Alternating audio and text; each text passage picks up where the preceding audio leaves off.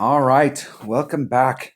So I saw the video for Tommy and Hammer and Hank. For those of you that watch my channel, Hammer and Hank is one of the friends of the channel. I've talked to Hank several times, and we've had some really good conversations about the game. And um, I watched the video here, and I thought the video was awesome. I think Hank is a really good, very articulate, very well spoken individual, and I for the especially for rookie and pro, um, like my content focusing on people who want to play rookie and pro. I want to play rookie. That's the deal. And so there was questions in the interview, and I just wanted to, I appreciate all of you listening to my channel on a regular basis, and I hope that the content that I put out helps you guys in the tournaments. Just to kind of give you an idea of like my thought process on some of this stuff. I've been playing this game for the game came out January, February 2017. I downloaded it. Um, the Asian Pacific tournament started on Monday. I started playing on Sunday, but I didn't have enough cash to enter the tournament, and I was on vacation. And so I missed that tournament. I started playing in the third tournament that was out, and I started two accounts at that time because I knew coming in that you always start two accounts. And started playing one account just to go to Masters because back then all the courses that were from Tour 7 and up were also in the Tour 1 through 6. So you could go down and play if the tournament for expert was in Tour 9, you could go down to Tour 4 and play those same courses. So you could practice coming into the green and you could practice those holes and do the deal. And so I've been playing this game for a long time and saw all of the changes that have come about throughout the game. And one of the things that hasn't really changed since the beginning is people talking about one of the things I want to talk about here is cheating. I have a firm belief that if you're using something to modify any program, if you're playing any video game and it's modifying the game, then you're probably hacking it, and that's a cheat. You're using a perfect shot, or you're using one of those things where you can go back and play a hole again, or you're doing any of that kind of stuff, then yeah, you're probably cheating, bud. But if you're using, let's talk about the big hot item, the apps, the notebook app, I think there's another one, the Caddy app. This notebook app, I learned how to play the game by watching Tommy's videos at the very beginning. And if you watch the video with him and Hank, he talks about the guy who came up with the wind ring method.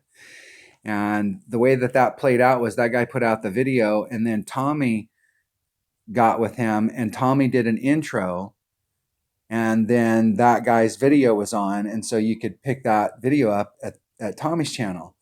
And in the background in that video, he had the numbers, and you could go through and that was the whole start of the game. And that was big because you could, and there was a lot of people, even Tommy at the time, did not use the wind ring method. They refused to use it. They I don't know if they thought what they thought, but if you don't allow for the win now, you're you're not going to do well. Okay. And I learned how to play from Zachary Jones, and Zachary Jones sponsored, he's involved with this notebook app. And the day that this app came out, I had it right from the very beginning and tried it out. The deal is that and even now, I know that there's a lot of people that don't use the app. And if you don't use the app and you're getting wind stuff that's out there in the community where it's like, we need to add on wind or we need to take off wind,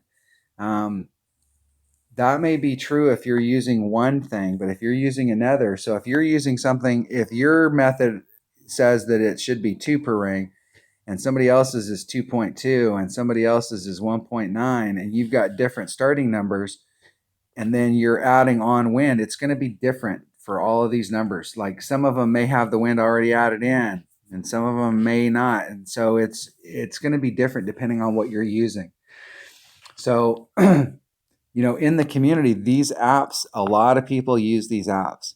And I used the app in one of the tournaments where I just committed to using its numbers. And I didn't feel like I had the success that I really should have had. I felt like I missed a couple shots that I would have made if I'd have used my normal numbers. But one of the things that I didn't do that week is when you get the win percentage things and it's like it's supposed to be 10 and 0 or it's supposed to be 10 and 10 and using these numbers, I think these numbers that you see in the community are a lot more for these types of things, this notebook, Golf Clash notebook or the Caddy app. And so in those programs, you probably do need to do that. So I don't know even in my game whether I should be using the app. And I absolutely do not think that it's cheating. You can, when you're out on a golf course, if you were a pro, or if you're playing if you're an amateur playing in a tournament, you have to play by yourself. But if you're just an amateur and you go out on some big course, you can hire a caddy. And the caddy will tell you how far you are from the green. And they'll tell you where the trouble areas are, or what direction you should be coming in, and what the wind is right now. They're keeping track of all that stuff so that you can focus as the golfer on the course. And that's totally, I have no idea why anybody would think using any of these secondary programs would be in any way, shape, or form cheating.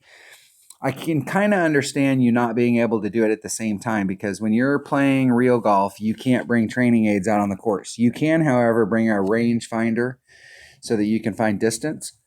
Where I live at, you can't have a range finder that will tell you elevations, but you can use a range finder that'll tell you distance. But using the notebook app or using the grid, I'm really thinking about using the screen grid to line up my shots, because I think if I use the grid that I will get a flatter line right here. Because there's a lot of times where I think my ball guide, where I've got my take shot down here and I'm pulling it up to the hole, that if I look at it from the side view, it almost feels like, especially when you're way downhill, that when you're looking down on the ball at the take shot, it's actually lipped up off, and that there's a little bit of space there. So when you pull your target to it, you're looking at it from this angle, and I feel like that there's a little bit down here that I'm not getting it right on the line. And I think by using a grid, you can get right to that line. If you want to do 2-2, you do 2-2. It's flat on the screen. So I do think the grid, I'm actually strongly thinking about using a grid just because it will help me out to dial that in. Now, here's the deal. Can you do that in real golf? Can you pop out a grid and do the thing? No, but guess what? We're playing a video game, and I have no idea why that would be considered cheating. I mean, I really don't. I don't know why that would be. Another thing I want to talk about, one of the questions that was asked of Hank when he was in the channel was, he talks about playing, his terminology, and I actually talked to him on the phone the day before he started, or right when he started doing this, and he's calling it advanced rookie. Okay, I have upper developed clubs, and there's lower developed clubs, and there's maxed out clubs. So I obviously do not have a maxed out set of clubs, but when the question is like, how good can your clubs get and you still feel like you could play or should play rookie or could play rookie, you could have a maxed out set of clubs and you can still play rookie.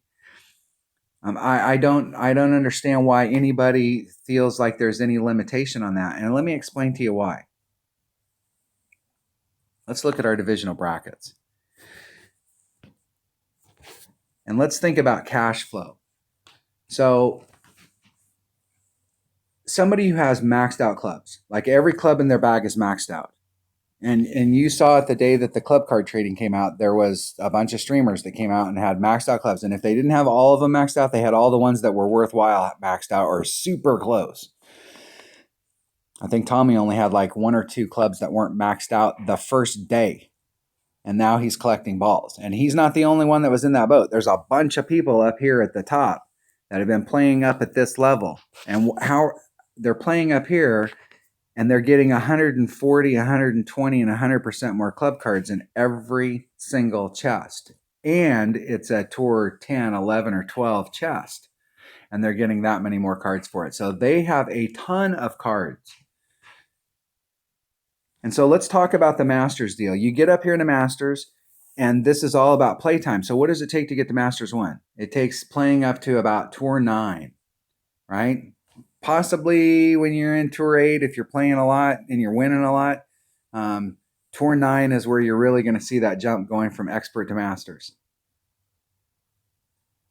Maybe even to Masters 2 in that range. And I'm not sure now that it might not be Tour 10 before you get into Masters 2, before you can actually win enough cash during the week to get into the promotion zone to make Masters 2.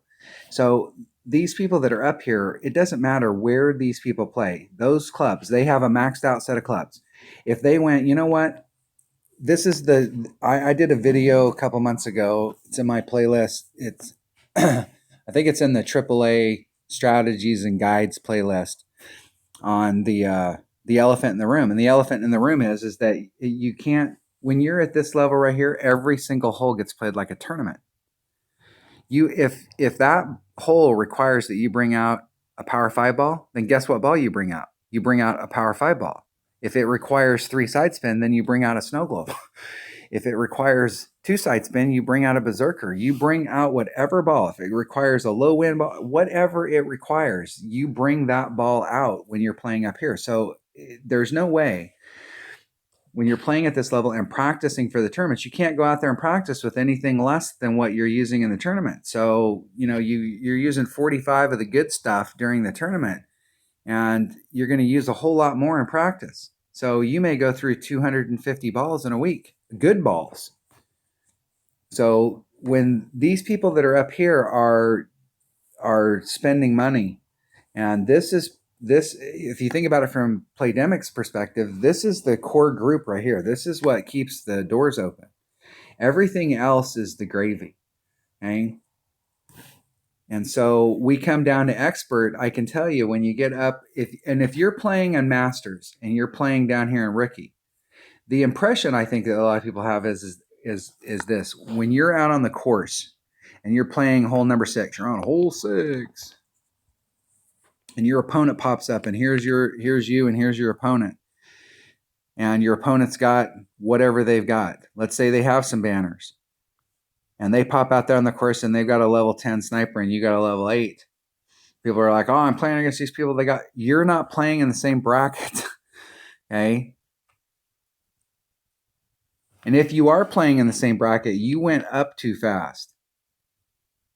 Because like in this case, these people that were up here in Masters, if they go down, they're only playing in Rookie against other Masters. They're not playing against people that don't have maxed out clubs. They're not playing. I mean, those commons are all maxed out. The rest of the clubs are whatever the luck of the draw was for you on which clubs you have at whatever level or where you went down and played to or how you played it. But when you're an expert and you're in the ranking system here and you get your expert 3, expert 2, and you've been up in this level, this means that you've been playing Tour 7, possibly some Tour 8, and then you start to get into that transitional line between Tour 8 and Tour 9 before you start popping into Masters. But if you only play Tour 7 and below and you play fairly regularly, you're never going to get the promotion zone from Expert 3 into Masters 1.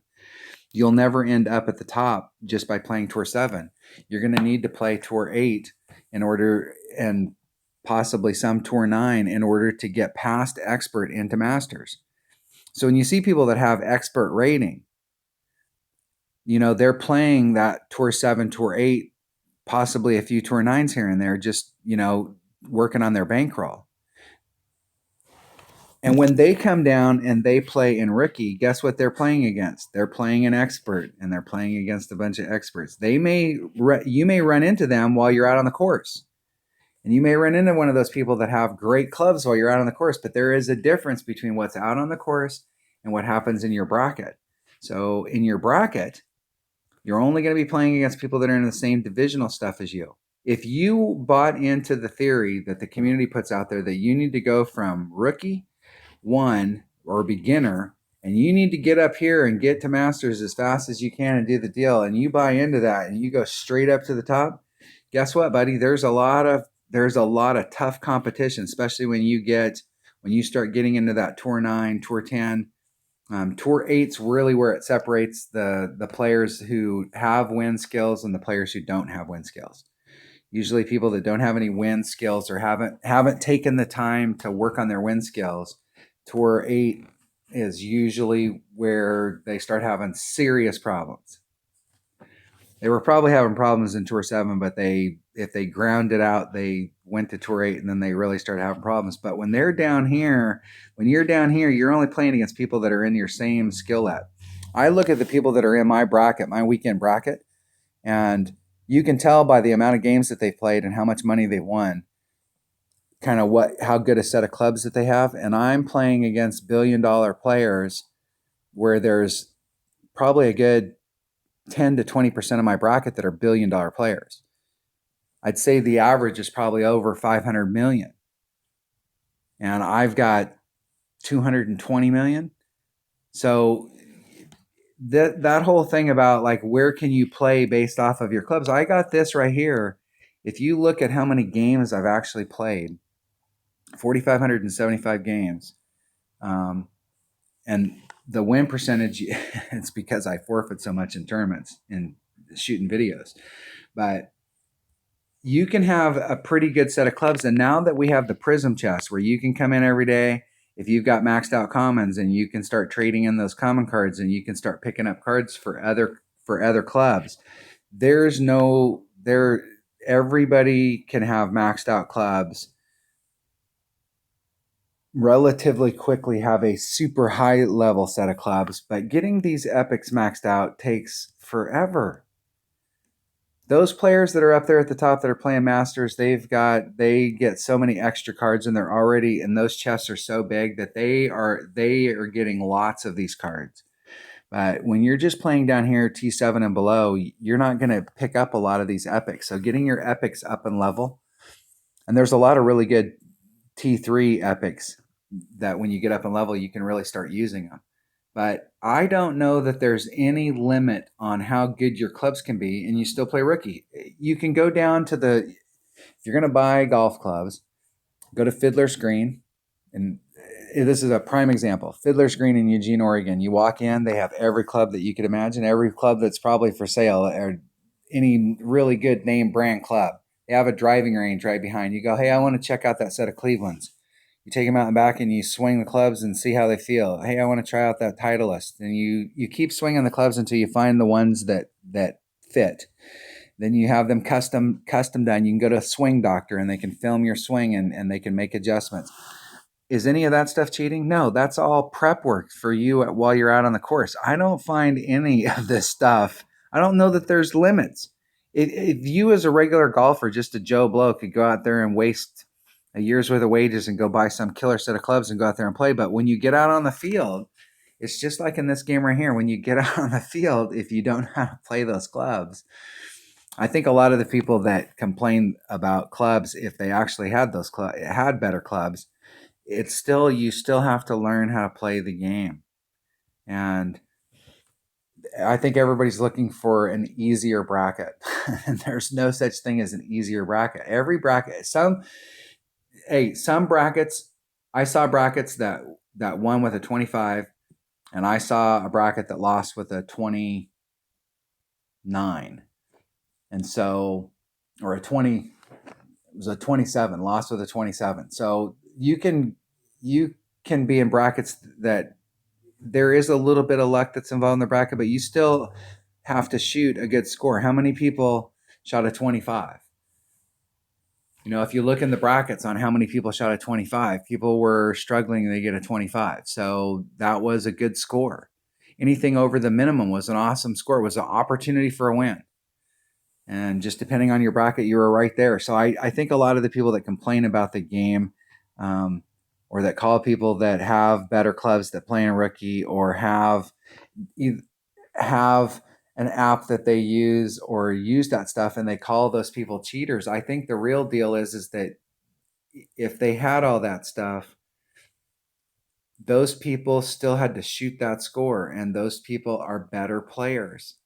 And so you have two choices. You can either decide that you want to become a better player and you watch people's videos and you learn how to do some stuff, and you either use the app or you figure out how to do the win ring numbers and you make yourself a better player, or that's why I don't. That's why if you look around, I don't participate a lot in the social media stuff. I used to belong to a bunch of Golf Clash groups on Facebook, but it just became a big bashing thing where people were bashing people all the time. And I really love this game and did not want to bash people. So I don't think any of us cheat unless you're using something that manipulates the game programming. I think all of it's good. And I think all of the people that watch my channel, I mean, I know that everybody's got clubs ranging in from lower level to upper level clubs. And the deal is there's nothing wrong with being down here. I mean, don't let I personally I don't let the community put pressure on you or make you feel bad about what you're doing. You guys are awesome. Hey, if the people around you don't like it, who cares? We're a team. And we don't really care about what the people outside the team are thinking. You guys are the whiners. So hopefully that gave you a little bit of information on how I feel about it. I'm in this to help you guys get better. And if we need to use an app, if you guys should respond in the comment section. Anybody that's listening to this, if you're a subscriber, not a subscriber, if you're not a subscriber, please subscribe. But set a conversation in there and put some stuff like, would you like to see me start using the app? Because I think a lot of people in the game are using one of the apps. And so using one of the apps will standardize the numbers so you don't have to remember the math. I can do math okay in my head, but maybe the majority of my listeners would like it if I used an app, because now we would all be able to standardize our numbers. So if we came up with something, then everybody out there is using the same stuff. So we come up with something. All right. Let me know. Thanks for watching.